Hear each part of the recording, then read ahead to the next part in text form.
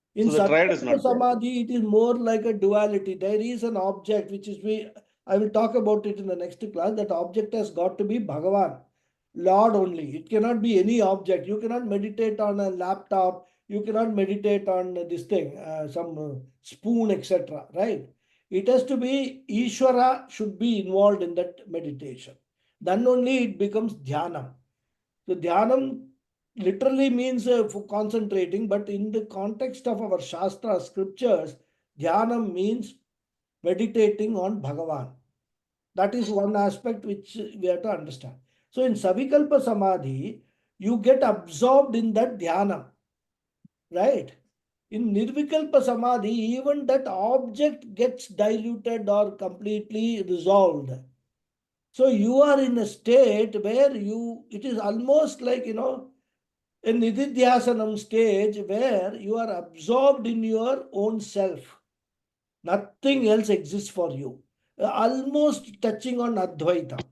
But the problem is that once you come out of Samadhi, the Dvaitam immediately jumps up. Whereas in Vedanta, once you reach that stage, then the Dvaitam doesn't come back. Because there it is a question of physical practice, right? It's an exercise. Here it is knowledge, understanding. That is the difference. But that process is very important for Nididhyasanam also, and that is why we learn that process. What it means, Savikalpa Samadhi, Nirvikalpaka Samadhi, etc. Is that clear now? Thank you, Guruji. Very, very nice. Thank you, Guruji. Thank you.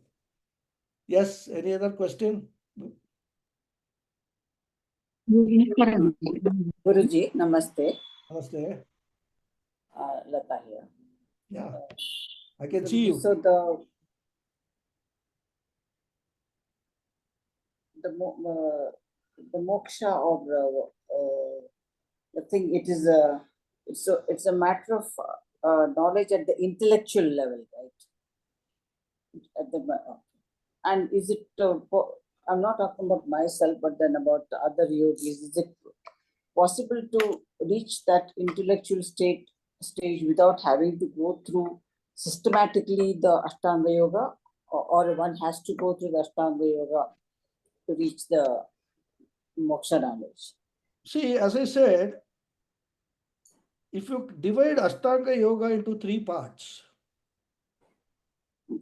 Yama Niyama is required for everybody rather, because that is the basic moral, spiritual. When you get into spirituality, you cannot get into spirituality unless you practice Yama Niyama on a daily basis.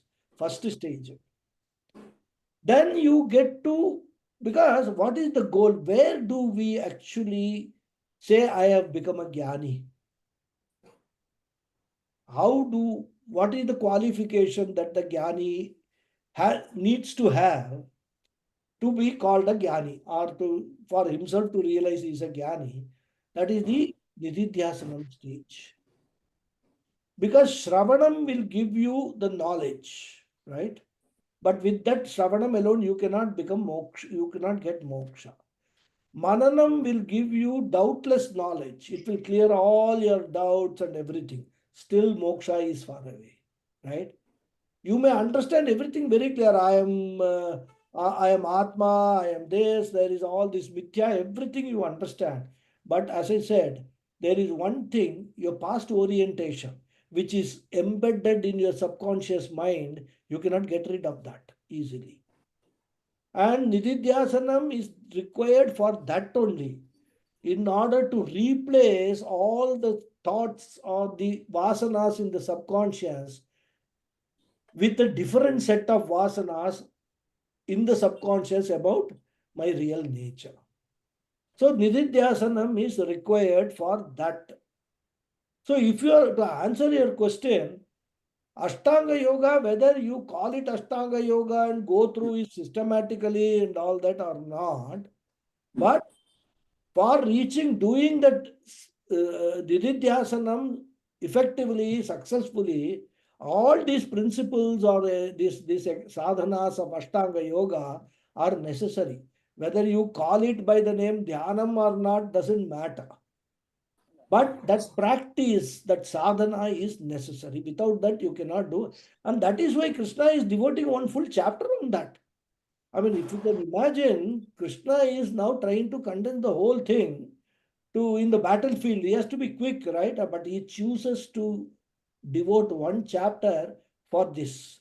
So that importance is cannot be understated. Rather, that's necessary. And that is why many of the, even in our ashram, Gurukulam, etc., they actually encourage the students to do Ashtanga Yoga on a regular basis. Maybe, the asana, pranayama, one session. Of course, yama, niyama has to be there so that you can't train, you can only teach and then leave it to the free will of the people to follow. Then this dharana and dhyana and samadhi, we don't go up to that. Because samadhi, our samadhi is different. There is no samadhi in Vedanta. There is only absorption in the knowledge, right?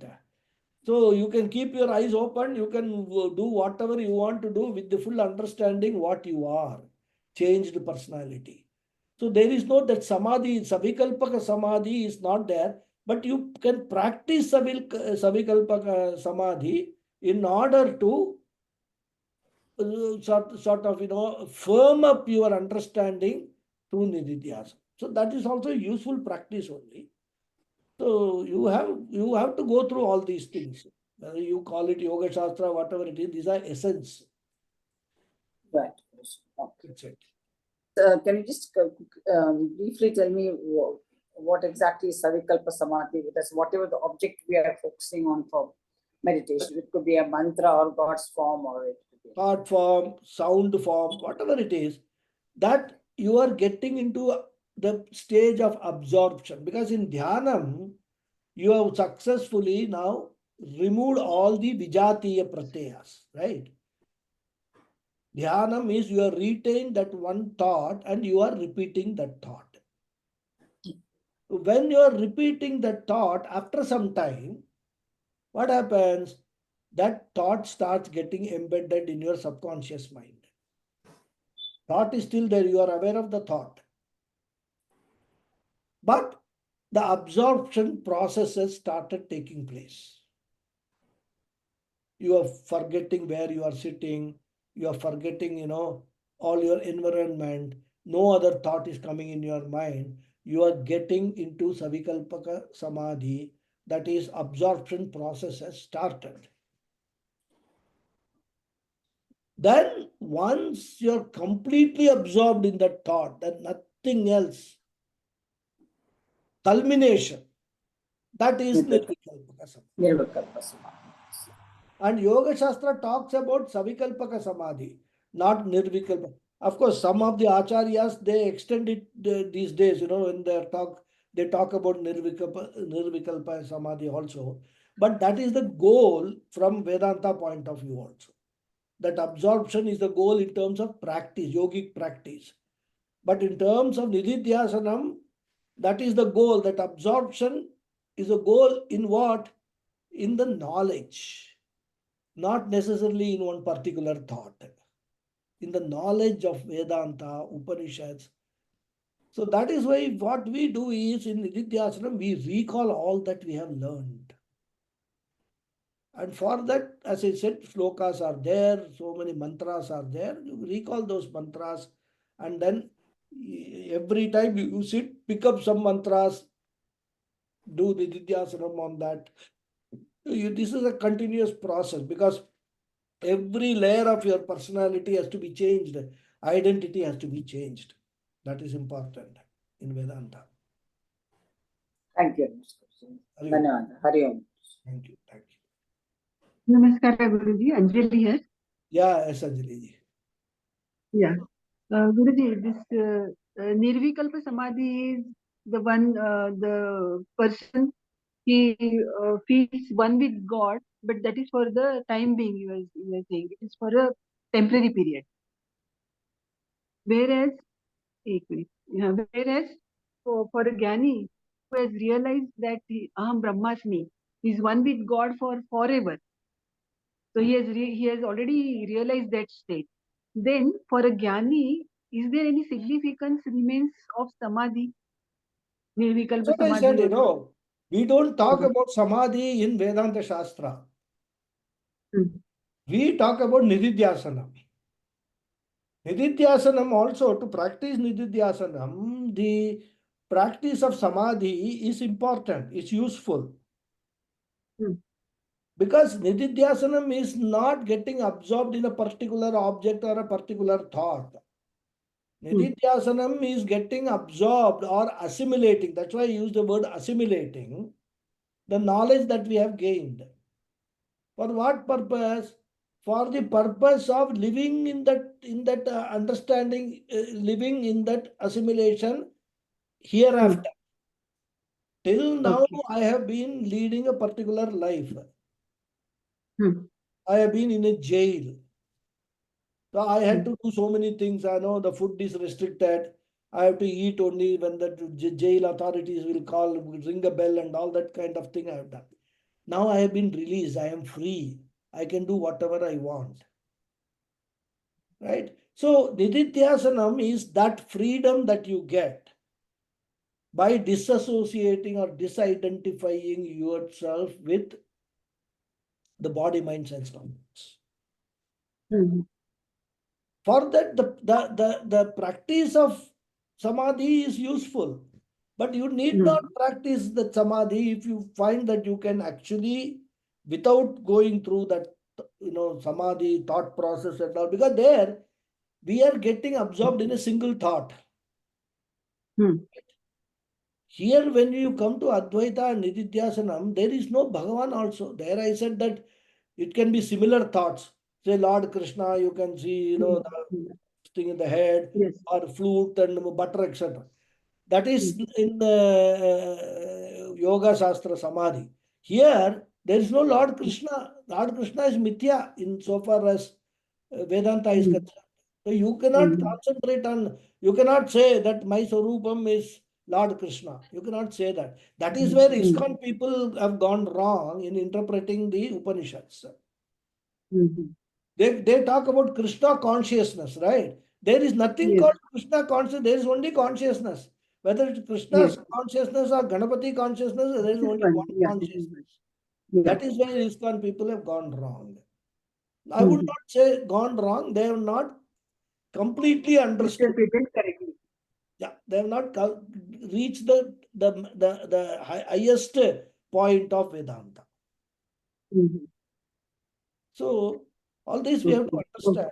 Well, this was Okay. a sort of introduction, because introduction in the sense that some explanation in what Hmm. context Bhagavan Krishna has set the sixth chapter, all this that he's talking Yeah. about, Yeah. Yeah. giving it a context of Yoga Shastra and trying to explain that. Hmm. So Yeah. it's good to know that this is the background on which Krishna is talking, so that we can relate to it.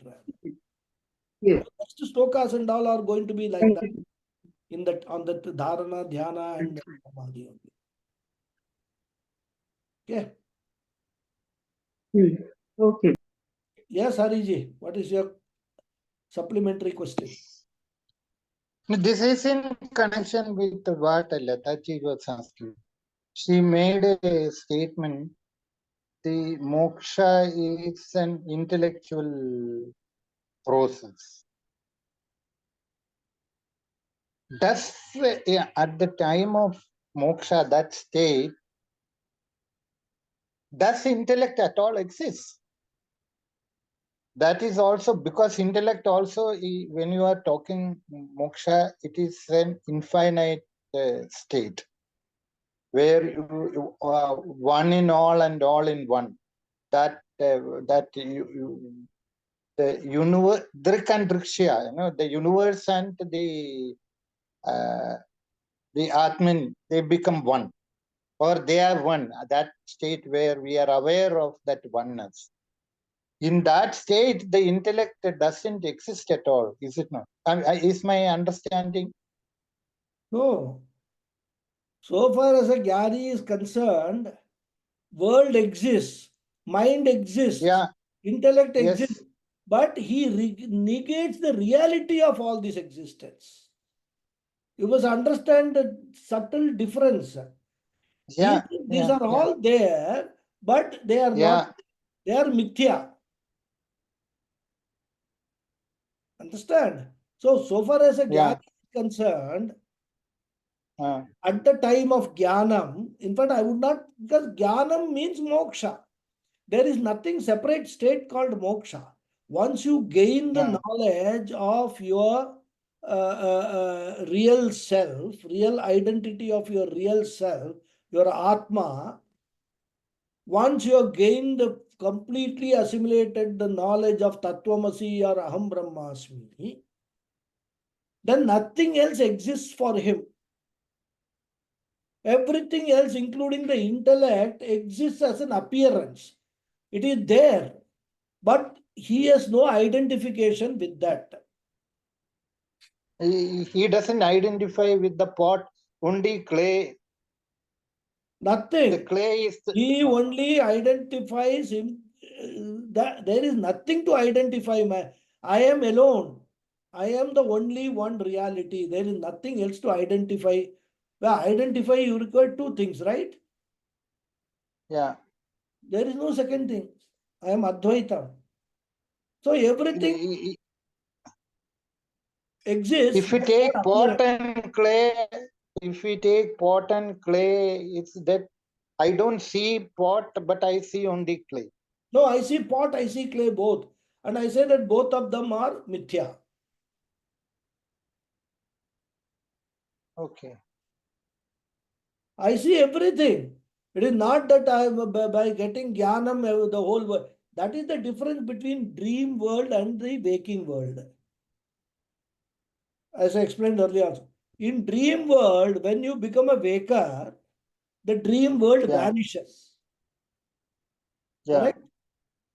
Yeah. Whereas in waking world, even when you get jnanam, you become a jnani, the waking world continues to exist and your body, mind, sense complex continues to exist in this waking world. But Yeah. your attitude towards that waking world, your understanding of the waking world has completely changed. You say that these are all there, they are only appearances. It is just like, you enter a cinema hall, there is a white screen, right? Lights are on, you see a white screen. Yeah. Then what Yeah. happens? Lights go off and you start seeing a picture. Yeah. Now, is the picture real or is it appearance on the screen? Appearance. Appearance. But you are experiencing it. Yeah. You are seeing the picture, right? You are very much Yeah. part of the movie. But in your mind, as a jnani, I know that all these are appearance. This movie is an Yeah. appearance. My Yes. reality is this white screen that alone exists. Without that white screen, there can be no appearance. Therefore, I, the white screen, lend existence to all these appearances. Okay. Okay. Okay. I Got it's it? borrowed existence, not intrinsic. Exactly. They appear The to borrowed. exist. Where I am Mayeva Sakalam Jatam, Mayeva Sarvam Pratishtitam. Mayeva Layam Yati. So I am the one, I am the white screen of a cinema hall. I give existence to everything. It is my Yeah. reality. Borrowed that.